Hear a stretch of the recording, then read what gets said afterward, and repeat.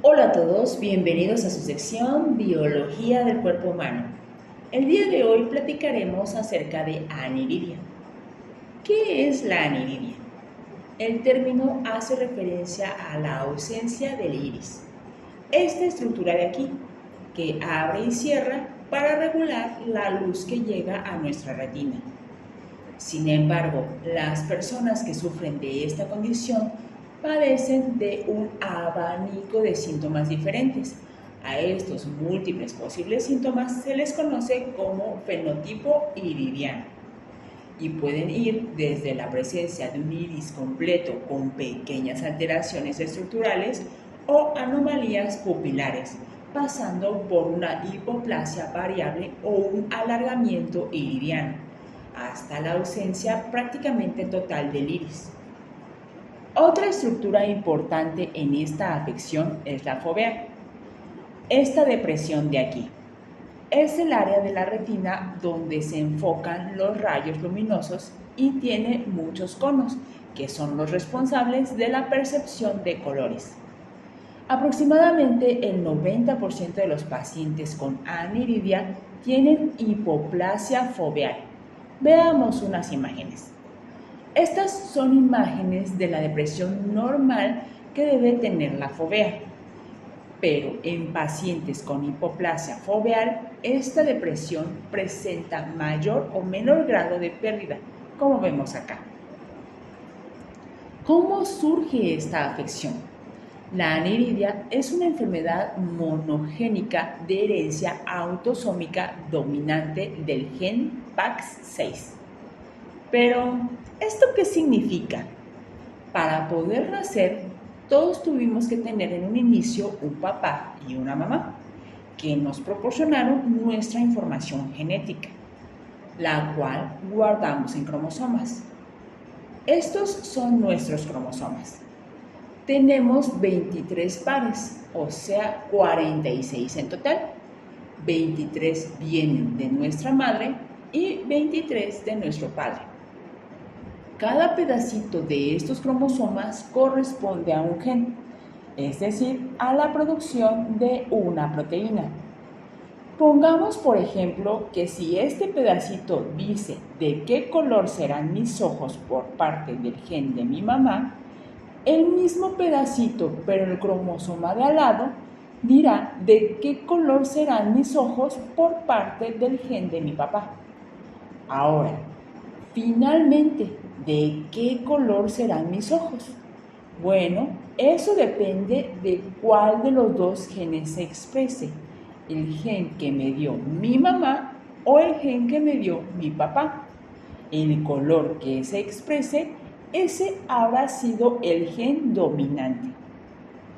Pues bien, en el cromosoma 11 tenemos la información para el gen PAX6. Pero en el caso de que uno de los genes se encuentre dañado, es decir, que tenga la mutación, ese es el gen que se expresará, pues la herencia de este gen mutado es dominante.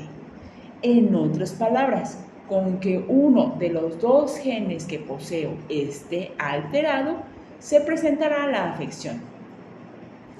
¿Y qué es el gen PAX6? ¿Qué parte de mi ojo forma? Pues en realidad ninguna. El gen PAX6 forma un cofactor transcripcional, es decir, una proteína que se une al ADN para regular la producción de otras proteínas formadoras del ojo. Además, PAX6 también regula la producción de proteínas correspondientes al sistema nervioso central, olfatorio y de los islotes pancreáticos, lo que implica que además de los problemas oculares, estos pacientes tendrán otras afecciones como la reducción olfativa, hipoacusia, alteraciones en el patrón del sueño, entre otras. Regresemos a nuestro cromosoma. Como vemos, la región afectada del gen PAX6 se encuentra compartida con el gen WT1, por lo que muy probablemente se vea afectada. desarrollando una de las alteraciones más importantes, el tumor de Wilms, que es un tumor renal. Los pacientes que presentan tanto aniridia como tumor de Wilms están considerados dentro del síndrome WARF, que significa tumor de Wilms, aniridia, anomalías genitourinarias y retraso del desarrollo. Entre las anomalías genitourinarias se incluyen hipospadias, que es un defecto de nacimiento en los varones en el cual la abertura de la uretra no está en la punta del pene, anomalías uretrales, fallo renal, criptorquidia, que es cuando uno o ambos testículos no se desplazan desde el abdomen donde se formaron antes del nacimiento hacia el escroto. También genitales ambiguos, malformaciones uterinas o cintillas ováricas, con posibilidad de malignización. Las cintillas ováricas son un tejido fibroso similar al estroma del ovario, pero sin la presencia de folículos. Entre las anomalías de retraso del desarrollo se encuentran la hiperactividad y desórdenes obsesivos compulsivos. Existen otras ocasiones en las que también se encuentra asociada la obesidad. En este caso, los pacientes pertenecen al síndrome WARF. Ahora, hay que tener en cuenta que existen ocasiones en que la aniridia se encuentra en otros síndromes, en los que el PAX6 no está involucrado, por lo que es importante el diagnóstico diferencial. A manera orientativa, estos últimos síndromes presentan otras manifestaciones, como anomalías dentales, cardíacas, piel umbilical redundante o ataxia cerebelosa, que ayudan a diferenciarlas. Pero regresemos a la aniridia causada por mutaciones en PAX6. Dentro de los síntomas oculares, estos pacientes pueden presentar fotofobia, es decir, que les lastima mucho la luz, pues al no poder cerrar el iris, la luz entra de lleno en el ojo. Además, pueden presentar nistagmo, que son movimientos involuntarios laterales de los ojos, estrabismo y un déficit visual que puede progresar a ceguera legal. ¿Cómo se realiza el diagnóstico? Este inicia tras el parto, con el diagnóstico de aniridia. Además, se pueden detectar las alteraciones genitourinarias y de esta manera se encamina el diagnóstico para verificar el síndrome de WARF. Posteriormente, se realizará también la valoración psicopedagógica para detectar tempranamente desórdenes psiquiátricos y del comportamiento. En pacientes femeninas, además, se realizará la exploración ecográfica para detectar posibles cintillas ováricas que pudieran degenerar en un tumor. Además, los pacientes tendrán control de posibles otitis e infecciones respiratorias, así como de su estatus nutricional para evitar obesidad. Unos estudios muy importantes serán los estudios genéticos, que permiten realizar el diagnóstico diferencial con otras enfermedades como coloboma iridiano, albinismo ocular, hipoplasia foveal o cataratas congénitas. ¿Cuál es el pronóstico?